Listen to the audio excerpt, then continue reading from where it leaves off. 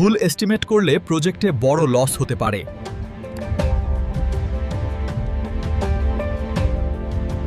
অনেক মিস্ত্রি চোখের আন্দাজে প্লাস্টার করতে চায়, তাই ওলন আর স্পিড লেভেল ব্যবহার করে না। ফলে দেওয়াল বা সিলিং আঁকাবাঁকা হয় এবং পরে রং করার সময় অতিরিক্ত খরচ বাড়ে। সব রড সমান মাপে কাটলে ল্যাপিং একই লাইনে পড়ে যায়, যা খুব বিপজ্জনক। তাই কলামের রড সবসময় ছোট বড় বা স্ট্যাগার্ড করে কাটতে হবে। ছাদের পাইপলাইনের জন্য কখনোই বিম ফুটো করা যাবে না। পাইপ নেওয়ার জন্য কাস্টিংয়ের আগেই স্লিপ বসিয়ে রাখতে হবে, পরে বিম কাটা সম্পূর্ণ নিষেধ।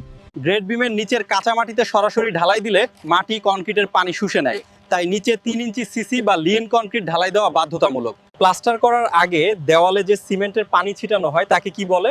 হ্যাকিং বা গ্রাউটিং, অর্থাৎ সিমেন্ট স্লারি। কলামের রড কাটার সময় ল্যাপ লেন্থ সাধারণত কত ধরা হয়?